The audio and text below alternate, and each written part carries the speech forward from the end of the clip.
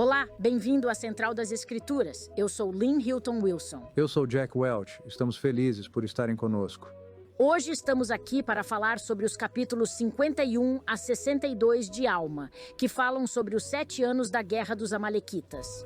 Essa guerra ocorreu durante o reinado dos juízes, após Mosias ter declarado que não haveria mais reis.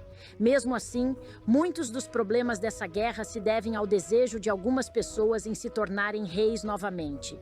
Quem quer ser rei dos Nefitas e Lamanitas é Amalequias. E temos um novo juiz supremo. Paorã é agora o juiz supremo. Assim, há um governo central fraco, mais ou menos como mencionamos da última vez. Portanto, isso motiva aqui. Ao longo do processo, devemos perceber que essas guerras são, em grande parte, guerras pessoais, que as pessoas estão lutando por coisas que lhes são muito caras ou que as ofendem por não terem conseguido. Muitas vezes, líderes com má relação com a nação podem motivar várias pessoas. Muita coisa pode acontecer com um líder que vai na direção errada. E quando você tem alguém como Amalequias e muitas pessoas cujo nome começa com A são muito agressivas. Porém, acredito que se analisarmos com cuidado, as pessoas são boas na maioria, tentando ajudar umas às outras, sempre. E muitas delas são parentes. Mas temos alguns líderes perversos que estão realmente causando efeitos terríveis. Acho que é interessante. Esses nomes não apenas começam com A, mas Amalequias também tem MLK, que é a palavra hebraica para rei. Portanto, vai soar como moleque e molequitas e assim por diante. Portanto, há muita postura e identificação. São nomes antigos. Vemos muitos nomes antigos com A. Você já viu esses gráficos de todos os nomes antigos? Vemos muitos nomes do livro de Mórmon encontrados em outros textos antigos. Sugerimos algumas coisas, como o uso de um mapa para acompanhar a localização das pessoas, uma linha do tempo. Outra coisa que também podemos mencionar agora é: acho que uma boa maneira de ler o livro de Alma é fazer uma lista biográfica, apenas uma lista onde colocamos os nomes de todas as pessoas que estão envolvidas. Os generais sob Moroni, os generais sob Amalequias. E o que você encontrará? E eu sei que isso é confuso. Porque muitos dos nomes, como você mencionou, Lynn, começam com A. Quantos deles existem? Não sei, nunca contei. Anotei alguns em minha lista, mas Está isso bem, vamos ajuda ouvir. a manter essas pessoas em ordem. É claro que começa com Alma e Amuleque. E temos a cidade de Antiona e depois Amonia. Temos Amon, temos Amalequitas e Amonitas, e Amalequias, e depois seu irmão Amoron. E a Antípara e Antipos. E assim por diante. Agora não sei por que eles têm uma predominância de começar com A. Mas é confuso para o leitor que não está familiarizado com eles. Portanto, isso precisa ser estudado para que haja clareza. Mas acontece. Você pode esclarecer isso. Não é uma história tão E complicada. pode ser mais fácil para eles do que para nós. A palavra Am em hebraico, significa o povo. Portanto, esse é um tipo de nome que você recebe. É Amon, o povo. Amon do povo, ou qualquer que seja o nome. Há boas fontes que você pode consultar para estudar a etimologia desses nomes, e isso me ajuda a mantê-los em ordem, a pensar em quem eles são, o que estão fazendo e o Um dos significado de trabalhos seus que nomes. realmente aprecio é o de Hugh Nibley sobre os nomes. Sua grande obra chama-se Cinci Cumora, já usado como manual de escola dominical há anos, e agora está disponível em nosso arquivo. Esse é um dos grandes livros para ler junto com as Escrituras para ajudar a dar vida a esse texto. Um dos capítulos do Cinci Cumora trata especificamente da história militar. E o capítulo se chama O Contexto Real do Livro de Mórmon, um teste rigoroso. História militar. Como muitos já sabem, irmão Nibley atuou na inteligência do exército na Segunda Guerra Mundial. E seu trabalho era tentar entender a guerra e o que estava acontecendo e principalmente tentar pensar no que aconteceria em seguida e analisar as diferentes dimensões táticas, estratégicas e de suprimentos. E juntar tudo isso. Ele tem conhecimento histórico e vivencial, então estou feliz, como disse Lin, que isso recentemente se tornou disponível em nosso arquivo. Muitas coisas aqui ajudariam as pessoas ao lerem a entender bem o que está acontecendo Vamos aqui. nos aprofundar no texto. Capítulo 51. No 25º ano do reinado dos juízes, ocorre a Segunda Guerra de Amalequias. Porém, não é com os lamanitas que ela começa, mas sim com uma disputa entre os nefitas. À medida que a luta pelo poder se desenrola, aqueles que desejam ter um rei voltam a se envolver. Amalequias, que almeja ser esse rei, fracassa. Alguns desses reis se recusarão a lutar por Moroni. Quero dizer, era uma obrigação de todo homem capaz de servir ao exército. Portanto, o fato de eles se recusarem a lutar era por si só um ato de desafio e rebelião. Veremos isso ao longo de todo o capítulo, pois os versículos 3 a 7 falam sobre como esses homens querem mudar a lei. Eles querem votar, mas infelizmente perdem a votação. E isso está escrito, como mencionei, na escrita de Elamã. Não temos a mesma estrutura quiástica, mas ele faz um belo paralelo aqui. Nos versículos 5 e 6, aqueles que desejavam que Paorã fosse destronado do tribunal eram chamados de realistas. E a lei deveria ser alterada para derrubar o governo livre e estabelecer um rei. E ele repete isso, mas de forma oposta. E aqueles que desejavam que Paorã permanecesse como juiz supremo da terra assumiram o nome de homens livres. E assim foi a divisão entre eles. O convênio dos homens livres para manter um governo livre. Mas, infelizmente, como Amalequias está vindo do sul com os lamanitas, há problemas com o governo no norte. Por isso, Moroni está tentando trazer os dissidentes ao controle. E como Jack disse, eles tiveram até que derramar sangue. Nesses versículos do 13 ao 21. E também é dito no versículo 14 do capítulo 51 que Moroni estava zangado. Sim. E posso imaginar que ele estava bastante impaciente com isso. Lembre-se de que houve um bom período de paz e prosperidade. Novas cidades sendo construídas. Um grande crescimento econômico e vasta expansão. E pode ser por isso que os homens do rei pensam: não queremos entrar em guerra. Faremos um acordo com qualquer que seja esse povo. Abriremos mão de tudo o que precisarmos porque se trata de economia e vamos continuar com o sucesso econômico que tivemos. E Moroni diz: não, não se trata de economia. Trata-se desses valores, e se cedermos, sabemos o que vai acontecer. E é claro, colocar um bom rei no lugar geralmente resulta em bons resultados, mas há o risco de ter um rei perverso, como foi o caso do rei Noé e de suas experiências. Assim, enquanto Moroni está tentando colocar pessoas dissidentes de volta à ordem, é quando o exército lamanita chega e começa a tomar as cidades. Mais uma vez, um momento de fraqueza. É o momento de atacar. Então, Amalequias diz: e é claro que ele também estava se preparando e esperando por isso, e eles vêm com fúria. E eles chegam a essas cidades novinhas em folha. Eles só estavam lá durante esse período de 5 anos, bem na costa leste. Ele começa em Moroni e Nefe. Homer, Didi, Moleque. Bem, estas vão para a costa. Estão apenas no lado leste e são novas cidades, sem as fortificações antigas. Elas não estão estabelecidas. Provavelmente não tem muita gente. Durante uma batalha na costa norte que fica perto de Moroni. Portanto, distante alguns dias. Diz que eles estavam com calor, muito exaustos. Todos caem no sono e a batalha termina ao pôr do sol, exceto Teancum. E Teancum se esgueira durante a noite para o território lamanita e mata Amalequias que dormia. E ele consegue sair rapidamente. O texto diz que ele entrou na tenda. É provável que eles não tivessem muralhas. Montaram apenas uma tenda de todo o rei. A maioria das pessoas ficou sem tenda. Assim, Teancum sabe para onde ir. Ele se infiltra e consegue matar o rei, que dormia.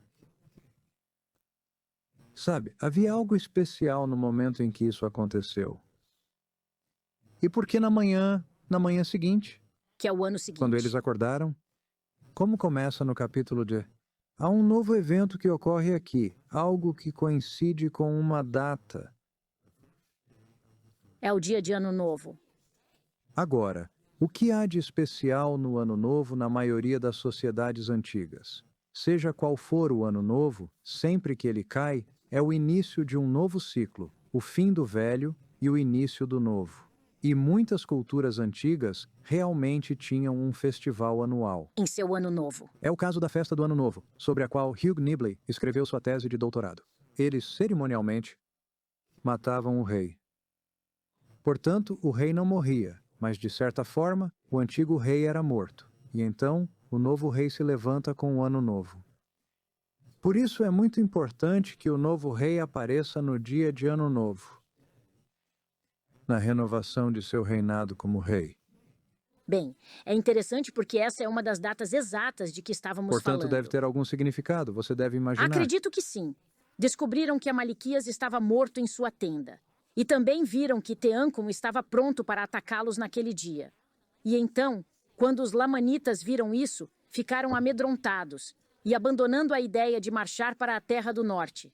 Foi uma estratégia muito eficaz. Eles estão prontos para a batalha. E por que os lamanitas não estavam prontos? Bem, o dia de Ano Novo era um dia de celebração. E é assim na cultura chinesa. Em todas as culturas, sim. Portanto, seria um momento em que você esperaria que eles não tivessem se levantado cedo pela manhã e não estivessem preparados. E Teâncum diz que estaremos lá. Bem, acho que também é significativo o fato de podermos identificar quando é o primeiro mês por causa de nossas 10 datas exatas no livro de Mórmon. Uma delas é a morte do Senhor. E isso nos diz que é o primeiro mês. Portanto, sabemos que é na primavera. O primeiro mês teria sido a primavera. É isso mesmo, no calendário deles. No calendário antigo, sim. A Páscoa, segundo a lei levítica, ocorria no primeiro mês, especificamente no 14º dia. A morte de Jesus foi durante a Páscoa. Também tem um gráfico com datas precisas, incluindo Alma 52 nesta guerra. 56, ambos no início da primavera. O segundo mês, Alma 16 e 56. Temos guerra acontecendo no início da primavera. No sexto mês, em terceiro Nefe, eles descrevem a guerra acontecendo agora no início do outono. Não temos nada entre o final da primavera e o início do outono. E o sétimo mês é a época do outono. Alma 56, outra guerra. E, finalmente, no final do ano. E a maioria das batalhas que eu acompanhei são no final do ano e na primeira parte do ano. Sim, é difícil de entender quando dizemos primeiro e segundo mês. De que calendário estamos falando? Mas sim, Essa é a lei levita de Moisés. esse é o calendário da lei de Moisés, que acreditamos que eles ainda estivessem usando, porque é muito importante que essas festas sejam celebradas nos dias específicos em que a lei exige que sejam celebradas. E assim o que temos é uma lacuna, que existe os últimos meses da primavera e verão. Não temos nenhuma guerra acontecendo nesses anos, nesses meses. Acredito que isso ocorria com os soldados em casa, cuidando dos rebanhos, colhendo as safras, se você não tem comida. E é bem quente, se eles correm dias e dias a fio, parecem estar fracos. E em outras épocas do ano é muito úmido. Portanto, é interessante que essa seja a época em que temos essas guerras.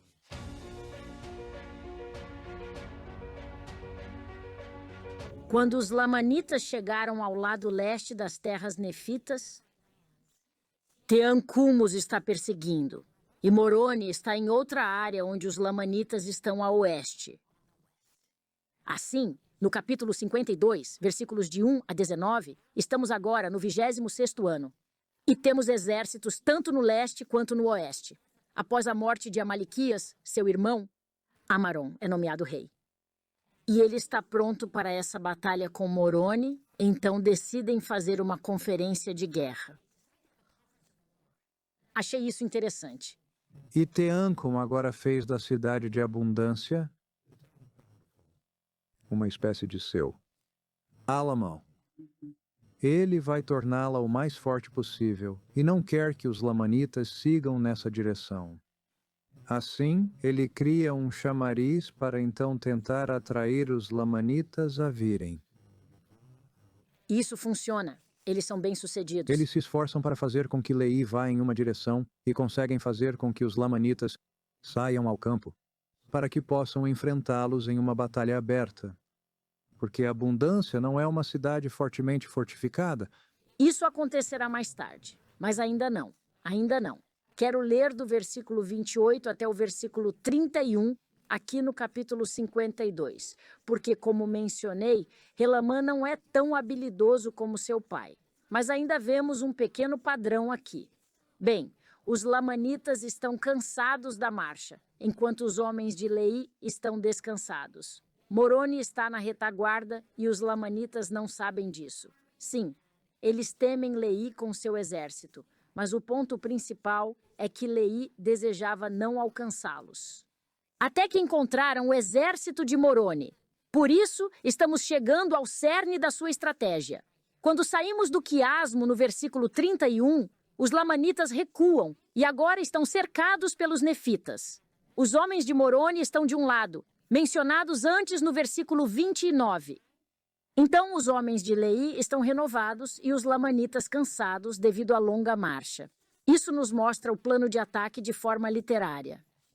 Acho que há também um uso inteligente disso, porque Leí está dizendo, sabe, nós os atacamos de duas direções. E eles estavam no meio. E no quiasmo, você tem a direção dupla. Linguagem que... Certo, entendeu? Entendi, Jack.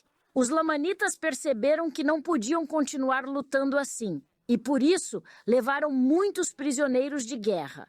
O versículo 40 menciona um número maior de prisioneiros do que os mortos de ambos os lados. Os prisioneiros de guerra se tornam parte vital da guerra amalequita por mais 5 anos, conforme seguimos no capítulo 53. E há uma breve menção aqui de outro líder zoramita, cujo nome era Jacó. E embora a maioria dos lamanitas tenha recuado, Jacó ataca mais uma vez e é vencido no capítulo 52, versículo 35. Portanto, a guerra é uma bagunça. Apesar de todos recuarem e pensarem que os lamanitas seguiriam os líderes zoramitas, aqui está um zoramita que acha que os lamanitas não estão sendo tão agressivos e leais quanto deveriam. E ele ataca com tudo o que consegue reunir, e ele mesmo é morto, apesar de tudo. Portanto, também temos essa pequena nota.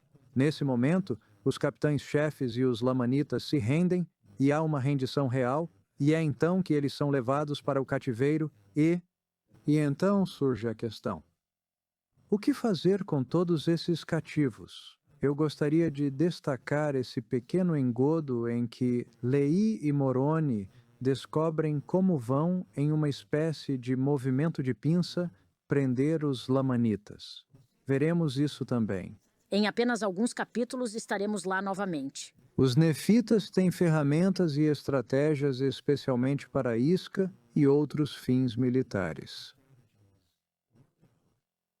E isso não acontece por acaso. Lynn, você acha que há algo que podemos aprender com essa ideia do Chamariz? o engodo e o movimento de pinça? Eu só acho. O que você acha? Bem, acho que em nossa vida precisamos da ajuda de outras pessoas. Nós dividimos e conquistamos. Nos deparamos com algum problema que enfrentamos. Nem sempre é a solução para problemas pessoais.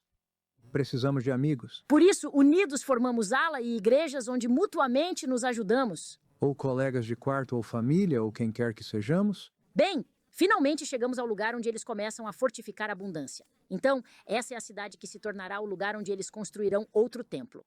Essa é a cidade que fica ao lado da estreita faixa de terra.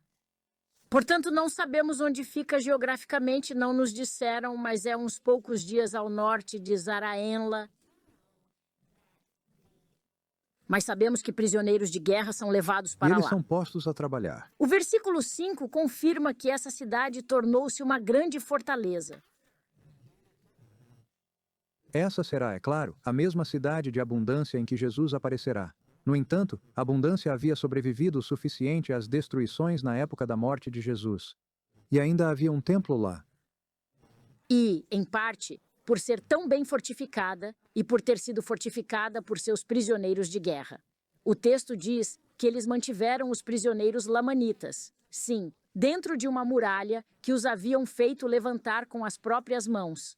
Moroni foi obrigado a fazer com que os lamanitas trabalhassem. É claro que os lamanitas não se armaram ainda.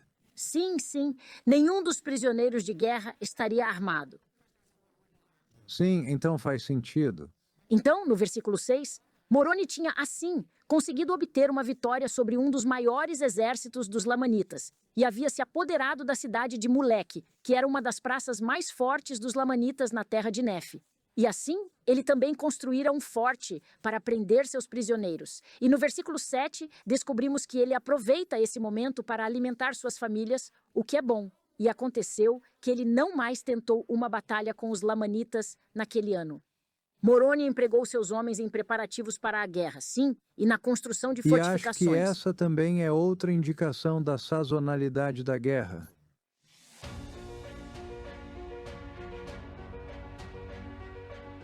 Portanto, embora os lamanitas estejam sendo usados e tenham seus motivos, o verdadeiro problema é interno. É trágico o número de vezes que isso se torna um problema. Começarei no versículo 8, que causaram dissensões entre eles. Portanto, embora os lamanitas tenham ganhado terreno sobre os nefitas e tenham obtido essas posses por causa da iniquidade entre eles, ou seja, entre os nefitas, por causa de suas dissensões, ele diz novamente, repetindo as palavras dissensões entre eles. Quando você pensa nessa dissensão interna, nenhuma organização, seja ela a igreja, uma organização política, uma corporação ou qualquer outra, não ter orientação à missão é fracassar.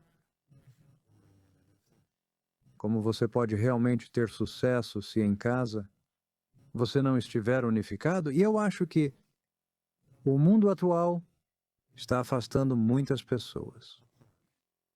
E há controvérsias, dissensões e discussões. E as pessoas têm dificuldade de se comprometer ou de se equilibrar. Elas perderam a arte da mediação. Sim, e acho que o padrão aqui. Eles não aprenderam muito sobre mediação, eu acho, a essa altura da história nefita. Mas o que eles acham que é a maneira de fazer valer seu ponto de vista é discordar, argumentar. Contestar. Rebelar-se. E essa é uma fórmula para desastre em ambos os lados. Em meio à guerra, a segunda, que agora é liderada por seu irmão. Os pobres. Povo de Amon que enterrou suas armas de guerra, percebem o perigo terrível. Assim, esse povo de Amon está pensando em qualquer maneira de ajudar. O texto diz que quando eles, os amonitas, viram o perigo e as muitas aflições e tribulações que os nefitas padeciam por eles, encheram-se de compaixão e desejaram pegar em armas em defesa de seu país, embora tivessem jurado que não deixariam que suas espadas fossem manchadas de sangue. Então Elamã entra em cena. O profeta diz: não se atreva a quebrar seu Isso convênio. mostra como o cumprimento do convênio era Faz uns importante. 14 ou 15 anos que voltei e verifiquei quando eles fizeram o convênio. Já faz alguns anos. Mas Elamã é inflexível. No versículo 15 ele diz: temia que caso o fizessem, suas almas se perdessem. Quero dizer, ele está preocupado com o bem-estar eterno deles, não apenas com o bem-estar físico. E o que acontece? É então que temos o alistamento dos 2.000 jovens, ou eles os chamam de guerreiros jovens. Você já ouviu a palavra jovem antes nas Escrituras? Bem, você me disse que ela aparece uma vez, mas é no Velho Testamento e se refere ao rei Davi quando jovem, quando ele sai para lutar contra Golias. E eram todos jovens e muito valorosos quanto à coragem e também vigor e atividade, mas eis que isto não era tudo. Eles eram homens fiéis em todas as ocasiões e em todas as coisas que lhes eram confiadas. pois haviam aprendido a guardar os mandamentos de Deus e a andar retamente perante ele. Isso está terminando no versículo 21. Mas vejam essas coisas. É um código de pureza, Jack. Ele é lindo.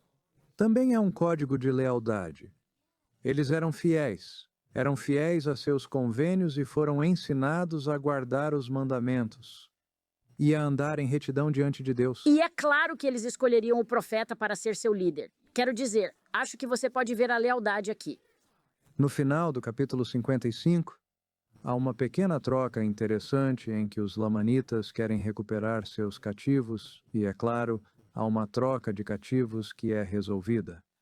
Mas no início, Moroni usa outro tipo de estratégia de fuga, esperando até que os lamanitas festejem muito ao ponto de ficarem todos bêbados.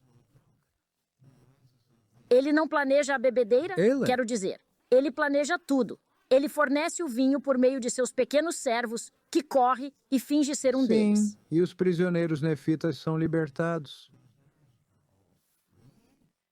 E a cidade de Gide foi retomada sem derramamento de sangue.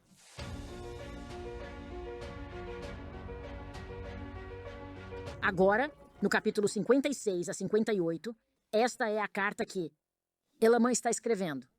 Para o capitão Moroni, e ela cobre um período de 3 anos e fala sobre a experiência de Elamã. Sua experiência com esses jovens. E Quem você acha que os teria ensinado? 3 vezes eles dizem que foram ensinados por suas mães e que sua fé foi recebida naquela época. Mas ao ler o capítulo 56, versículo 1, ele nos dá outra data exata. Sabe, ele abre a carta com uma data exata e também abre a carta citando Lei, o que é fascinante para mim. Eles o chamam, no versículo 3, de nosso pai. Achei isso interessante e percebi que essa frase só é usada para Lei. Quando no Novo Testamento, é claro, o Senhor se refere ao seu próprio Deus, o Pai Celestial. Mas no livro de Mórmon, nosso pai está se referindo a Lei. Aqui você tem Alma. Ele é nefita. Seu filho é Elamã. E ele agora está encarregado dos jovens lamanitas. Eles vêm da linhagem de Lamã. E Alma pela linhagem de Nef. Por isso ele diz nosso pai. Nosso pai, porque eles têm isso em comum. Oh, Jack, isso é perfeito. Bem, é mesmo, e eu acho. É algo comovente, mas é mais do que isso. Precisamos buscar pontos em comum com as pessoas, onde quer que seja o comum que encontramos. Às vezes, na conversa, achamos pontos em comum. Ah, fizemos a mesma missão juntos, estudamos juntos na escola, o que tenha conhecido. Amigos que você teve, professores que você teve, empregos que você teve em comum. Encontrar pontos em comum, é claro, é uma boa habilidade social. Mas mais do que isso, em um sentido religioso, somos unificados. Pelo fato de sabermos que somos filhos de Deus, Ele é nosso Pai Celestial, por meio de seu Filho Jesus Cristo, e na Igreja por meio de seu profeta Joseph Smith, que reuniu tudo isso que nos unifica. Portanto, acho que essa pequena frase, nosso Pai Lei, frequentemente, basta apreciar um pouco as Escrituras. E o resultado, uma enxurrada de bons pensamentos. Oh, eu adoro isso. E é por isso que não apenas lemos as Escrituras, mas as estudamos. Lê-las lentamente com um lápis na mão.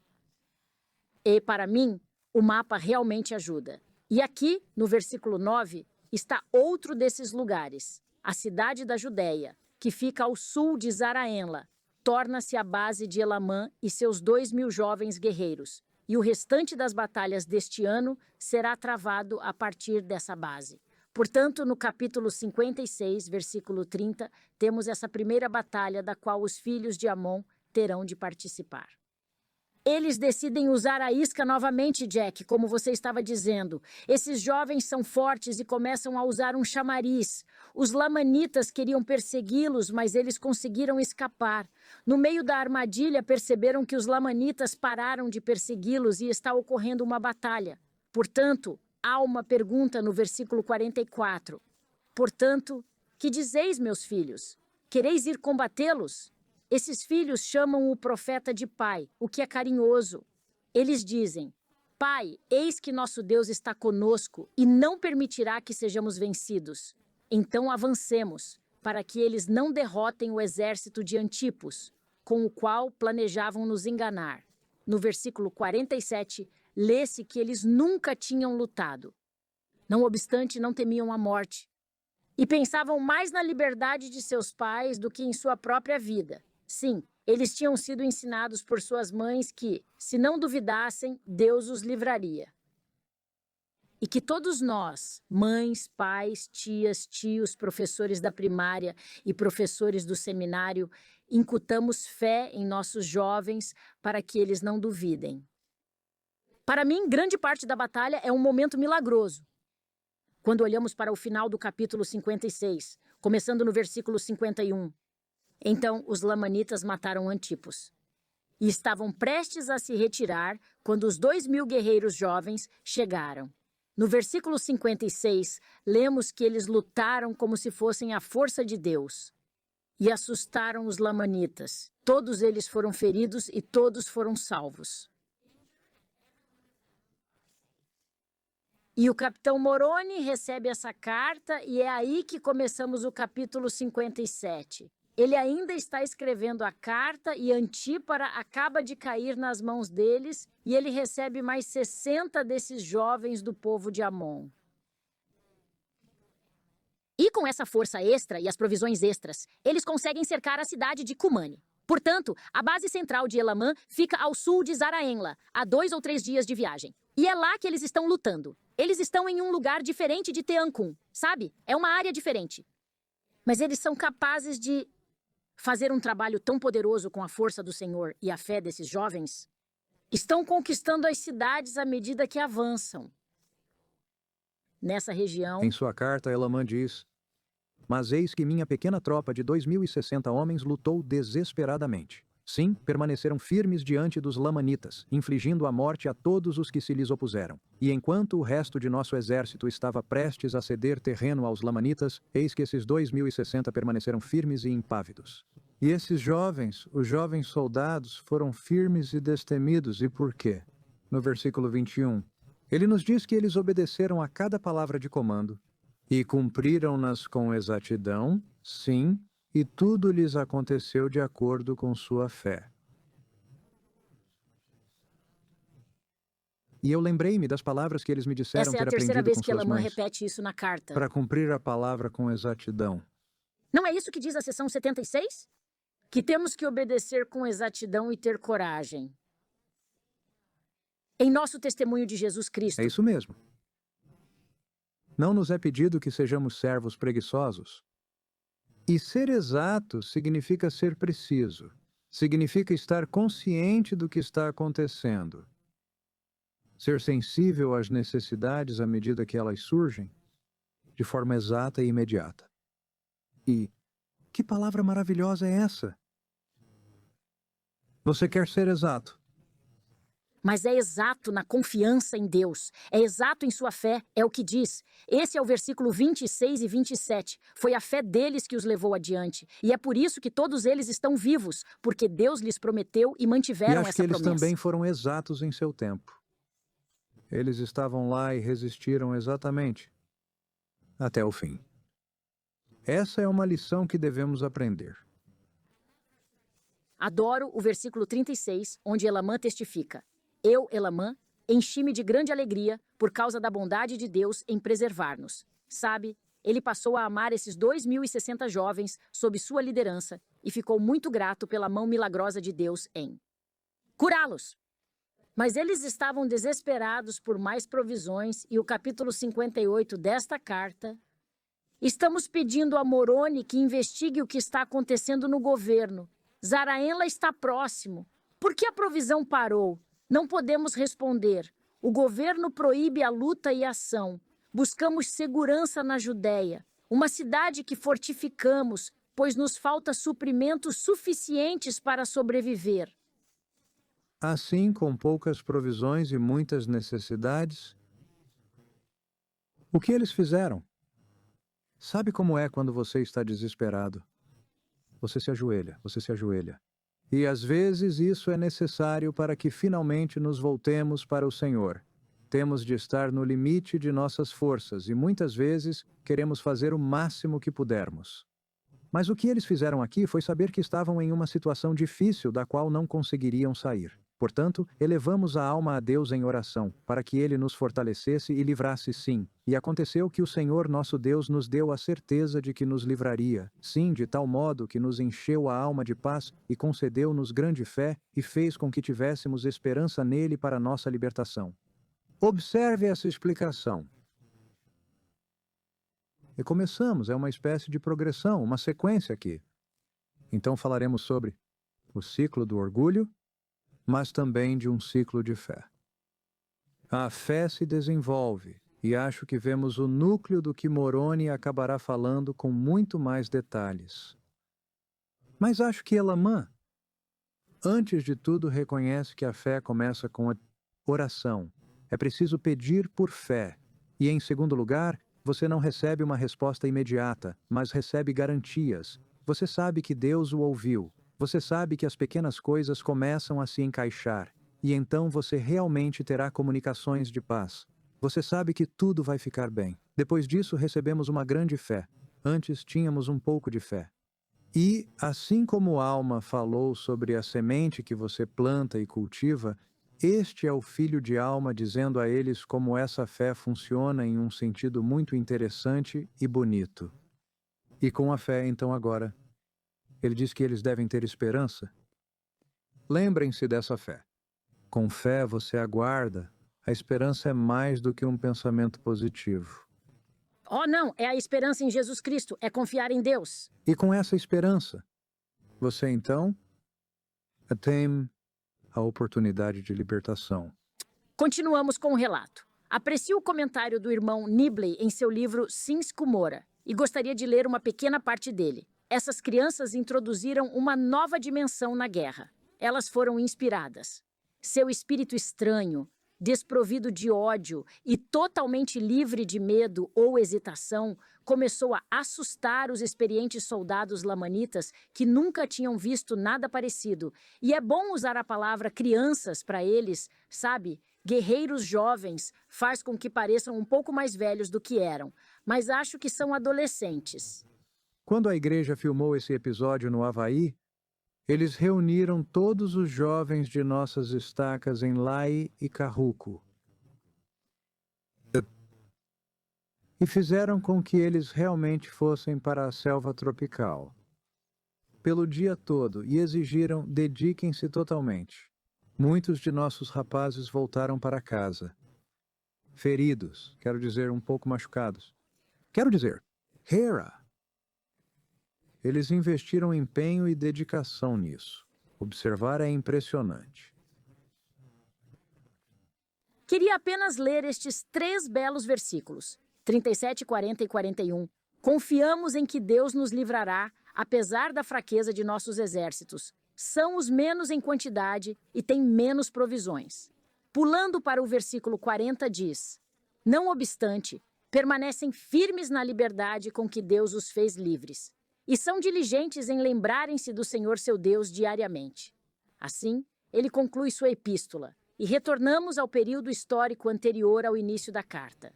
Normalmente lemos a história dos jovens guerreiros apenas falando sobre a promessa inicial que eles receberam, a aliança que fizeram e o fato de serem fiéis. Mas estão envolvidos em muitos encontros diferentes aqui, e eles viajam e obedecem. E acho que ler todos esses 3 capítulos com nossos rapazes e moças é uma experiência valiosa. E mostrar a eles que há muita profundidade. Nesses capítulos, são diferentes desafios que surgem. Problemas diferentes que você tem de enfrentar. Soluções. Eles até usam espiões em um determinado momento. Vamos voltar ao texto, capítulo 59.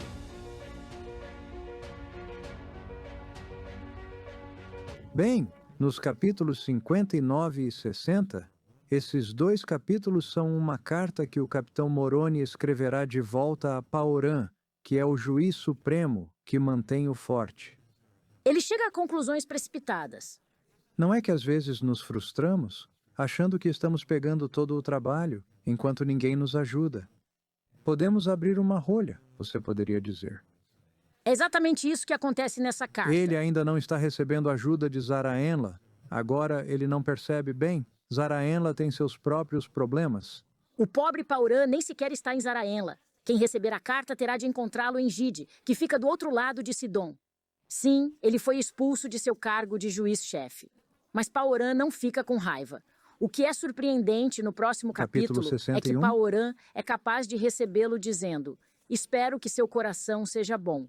Para mim, é incrível que ele não tenha Paurã ficado na teve seu defensiva. próprio conjunto de problemas. Ele é o juiz principal. Ele foi expulso. E isso está correto, mas ele sabe o que significa ser um bom administrador. E também, creio eu, sabe como sua situação é desesperadora. E ele não sabe como agir. E é por isso que ele está tão grato por essa carta, porque ela diz que precisamos limpar o recipiente interno. Por que ele fala sobre limpar o vaso interior primeiro? Porque o vaso externo será limpo depois. A impureza nos vasos era um dilema para povos antigos. Na lei de Moisés, mesmo um vaso de barro não fica limpo. Use água em vasos de pedra para o trabalho no templo. Isso é correto, mas havia maneiras de limpar a impureza, mesmo que fosse um pote de barro. Se crescesse algum mofo ou algo assim... Na verdade, há certas instruções que dizem que você precisa começar limpando o interior. Porque se você limpar o exterior primeiro, terá que tocar no exterior, enquanto limpa o interno. E então você contaminará a parte externa. Então você limpa o interior. Isso faz sentido. E você o purifica com qualquer processo, lavagem, às vezes com óleo. Se houver certos tipos de impureza, você tem que jogar o pote fora. Eles tinham muitas regras, mas ele disse: precisamos limpar o vaso interno inicialmente. Precisamos limpar a capital aqui. Depois podemos nos preocupar com o exterior. Há uma boa metáfora na qual ele está se baseando e que tem uma boa lógica, mas também teria impacto. E ele dizendo: estou aqui obedecendo à lei, estou fazendo tudo o que posso, e estou sendo gentil, Moroni. E Moroni vai dizer: tudo bem, entendi. E ele sente muito por isso. Ele chega a Zaraenla rapidamente. Moroni vai. Ambos vão. Os dois se encontram. O que é interessante, porque agora Paurã se junta a Moroni nas fileiras militares para derrotar os homens-rei que estavam tentando assumir novamente a cadeira do governo. É verdade. E no capítulo 61, a resposta de Paurã, versículo 9. Adoro quando ele diz, não estou zangado, no versículo 15.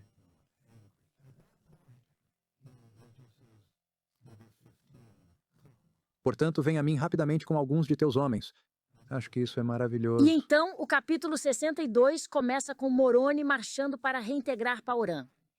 E também nos é dito que agora é o 30º ano do reinado dos juízes.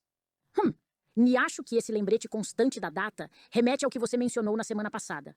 Uma das razões pelas quais o livro de Alma está organizado dessa forma é para mostrar que o reinado dos juízes foi capaz de ser mantido. E essa história, verso 1 a 11 do capítulo 62, é um bom exemplo disso. De fato, se olharmos para o reinado dos juízes, ele se estende quase que ano a ano. A cada um deles nos é dito que esse é o reinado dos juízes. Somos lembrados disso.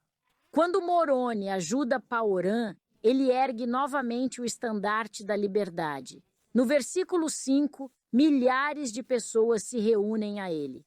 Estou fascinada com esse recrutamento, uma expressão pública de aliança do livro de Mórmon, mencionado anteriormente pela guerra.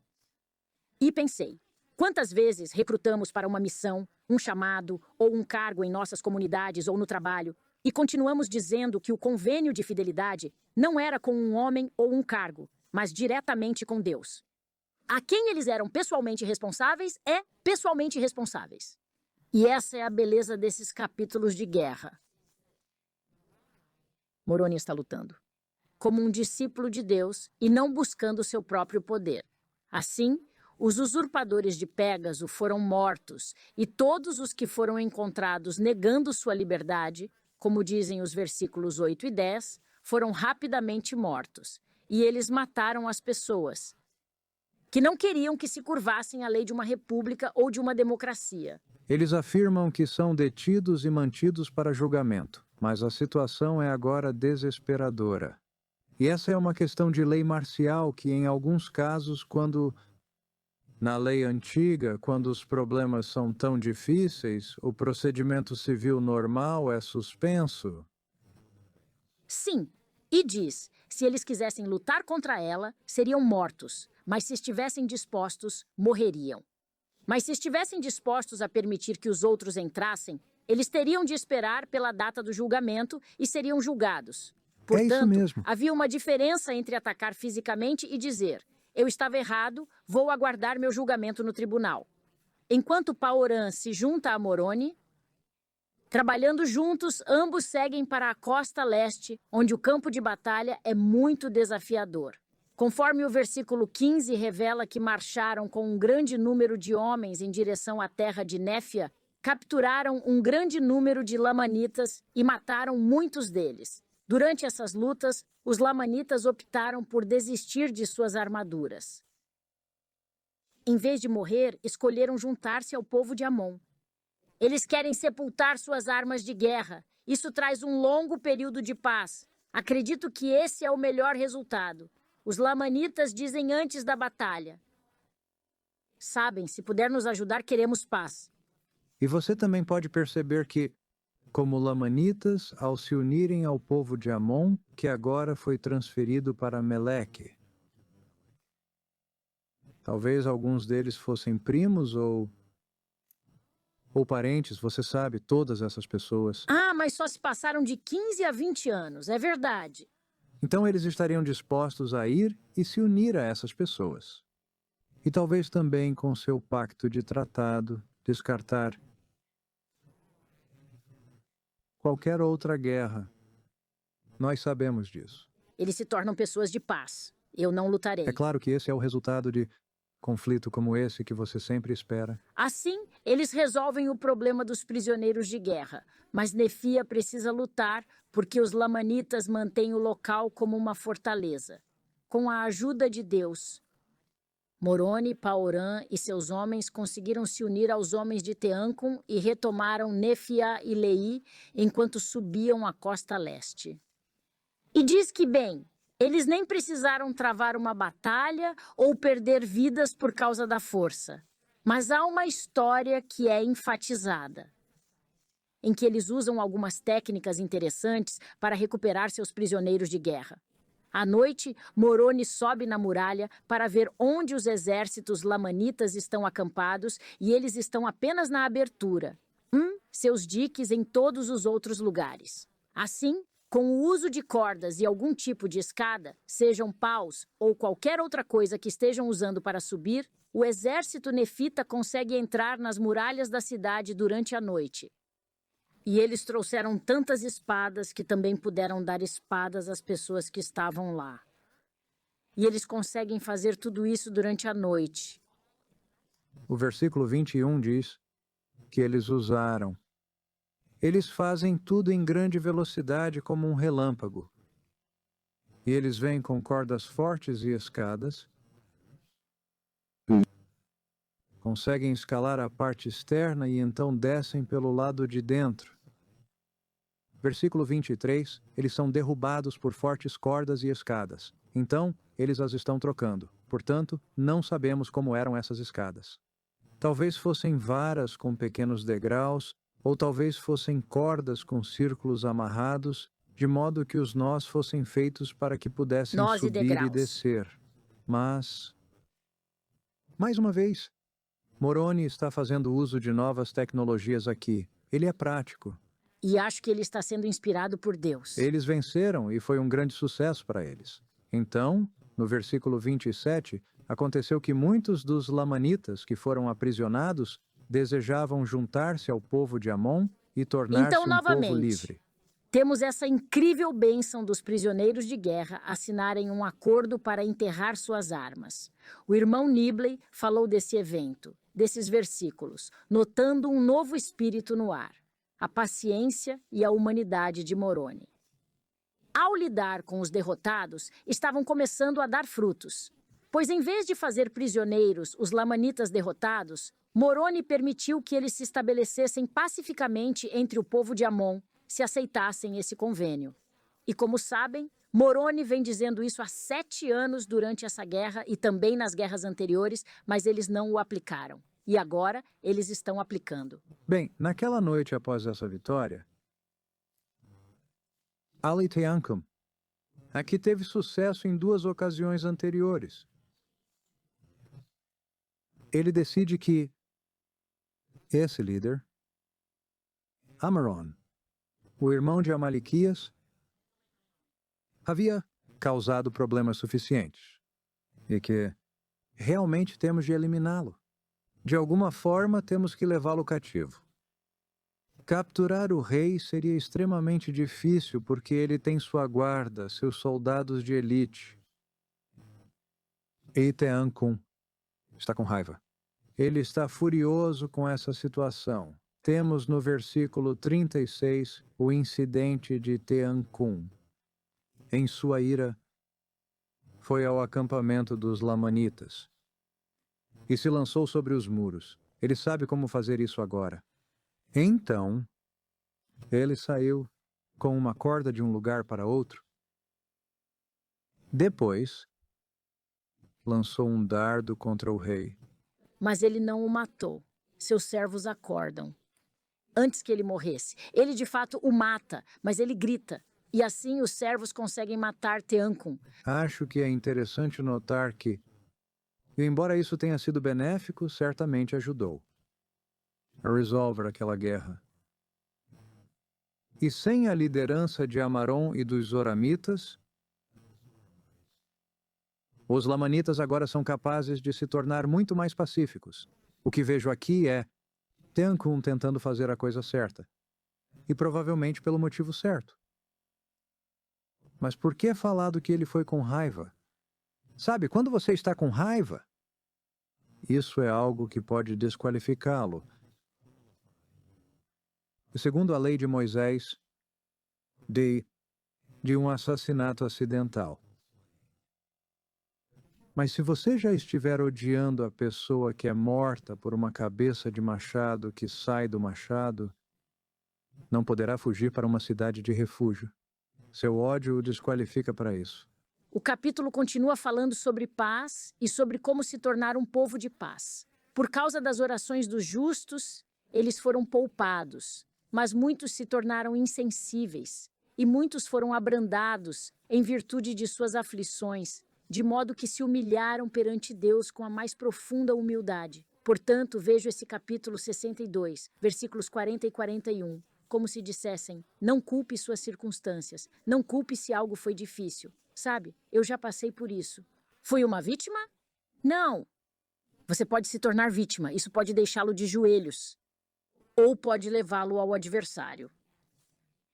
E todas as nossas provações podem nos colocar de joelhos. Aprecio muito o conselho que foi dado a Joseph Smith na seção 1:22. Todas essas coisas serão para a sua experiência, ou todas essas experiências serão para o seu bem.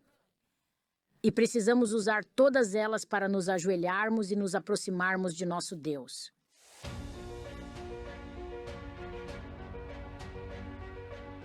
Depois, no capítulo 63, chegamos ao final do livro de Alma. E é aqui que temos muitas pessoas morrendo. Na verdade, em Elamã 62, ele termina a missão de 3 anos e morre no versículo 52, apenas 16 anos após seu pai. Não sabemos por que ele morre. O texto menciona que há muitas doenças em certas estações. Portanto, é uma época de maior vulnerabilidade e possibilidade de falecimento. E isso deve ter sido uma consequência natural de uma guerra como essa, que havia destruído o campo. Você teve muitos ferimentos, infecções. E agora, 3 ou 4 anos mais tarde, eles já devem ter cobrado seu preço. Então Elamã morreu. Esse é o filho de Alma. E depois no capítulo 63, No versículo 3, Moroni morre, e no 10, Siblon segue ele para outro país. Assim, todos os 3 filhos de Alma, Elamã, Siblon e Corianton, se foram. sim, mas antes de Siblon morrer, ele recebe os registros. Ele recebe o registro. Portanto, temos um pouco de sua escrita no capítulo 63. Elamã está em seu leito de morte e diz: Siblon, isto é seu. Siblon pôde então entregá-los ao filho de Elamã. Suponho que quando Elamã disse: Siblon, tome estes registros. Meu filho Elamã é muito jovem. Sim, ele os deu 3 anos. Ele os tem 3 anos E antes. quando estiver pronto, entregue a ele, porque passa pela linhagem do primogênito. A principal mensagem nesse capítulo são as migrações e o trabalho missionário. É impressionante. Eles contam que havia 5.400 homens, além de mulheres e crianças, totalizando pelo menos 10.000 pessoas, talvez até mais, migrando para o norte e oeste. Disse que eles navegaram com Agote, e 3 dessas viagens tiveram sucesso, mas não se sabe o motivo por trás dos outros barcos não voltarem para relatar. Portanto, não temos informação sobre o destino dessas pessoas.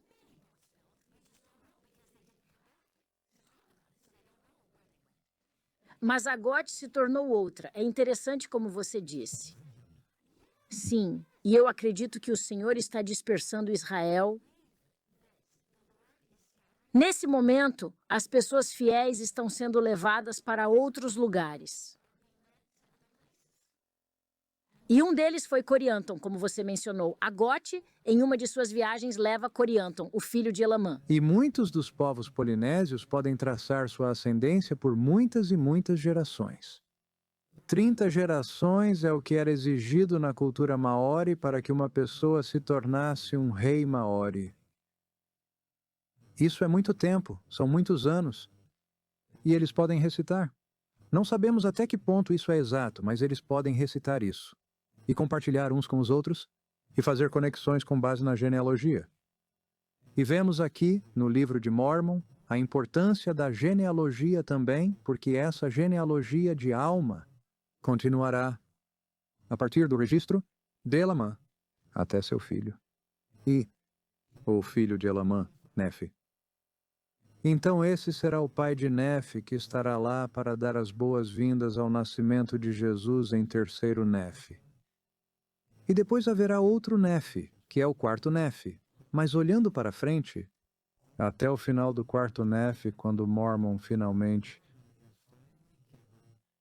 recebe os registros.